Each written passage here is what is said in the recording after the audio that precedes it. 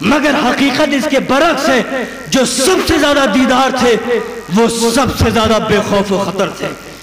جن کی رگ و پے میں شجاعت کا لہو دوڑ رہا تھا اور سینے میں غیظ و غضب کی چنگاریاں بھڑک رہی تھیں، وہی تو سب سے زیادہ عابد شب زندہ دار تھے۔ ان کے یقین نے پھر دریائے نیل میں شگاف پیدا کر دیے، اور ان کا یقین اس بام کمال پر پہنچ گیا جہاں کائنات کا نظام ان کے زیر تسلط آ گیا۔ علامہ رضی نہج البلاغہ میں فرماتے ہیں کہ کوئی بھی باشعور انسان، کوئی بھی صاحب عقل و قرات پڑھا لکھا انسان جس نے کبھی امام علی کے عرفانی کلام کو نہ پڑھا ہو، جب وہ سب سے پہلے مولا کائنات کے عرفانی کلام کو پڑھتا ہے تو سمجھتا ہے کہ ایک ایسے انسان کا کلام ہے جو پہاڑوں میں زندگی بسر کرتا ہے، جو سماج سے قطع تعلق، جس کی کانوں میں اپنی حس اور حرکت کے علاوہ کوئی آواز نہیں پہنچتی، بھلا اس کو کیوں کر یقین آئے گا کہ ایک ایسے انسان کا کلام ہے کہ جو میدان کارزار میں پہنچتا تھا تو پھر چمکتی ہوئی تلواریں اور سجے ہوئے سروں کے علاوہ کچھ نہ ہوتا تھا،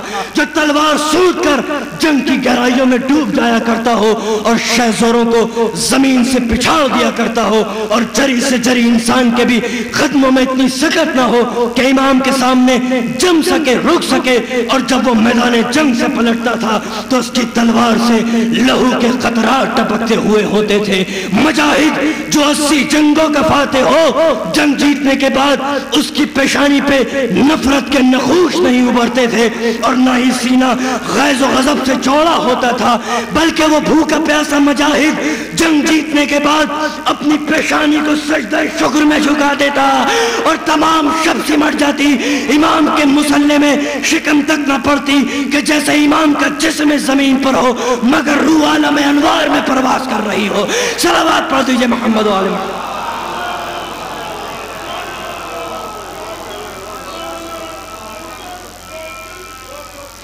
بشر کی وہ منزل ہوتی ہے جہاں اس کی ابدیت خالص ہوتی ہے، شرک نہیں ہوتا۔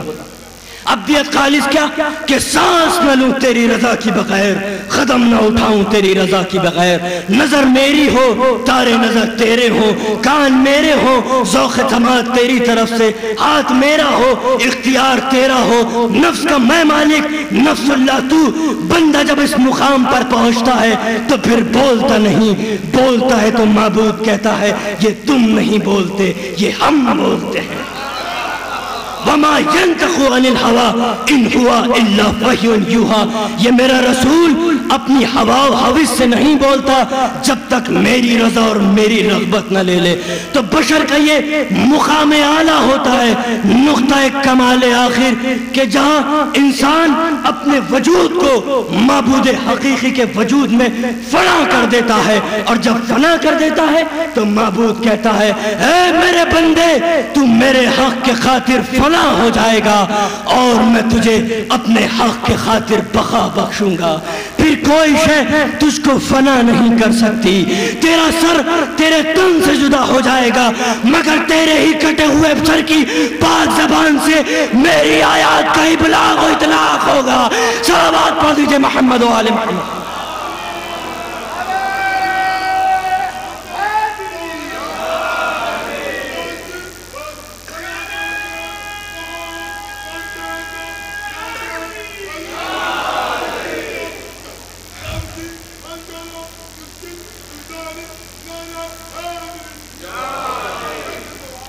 پھر خدا کی تیسری نشانی اس دنیا میں یہ ہے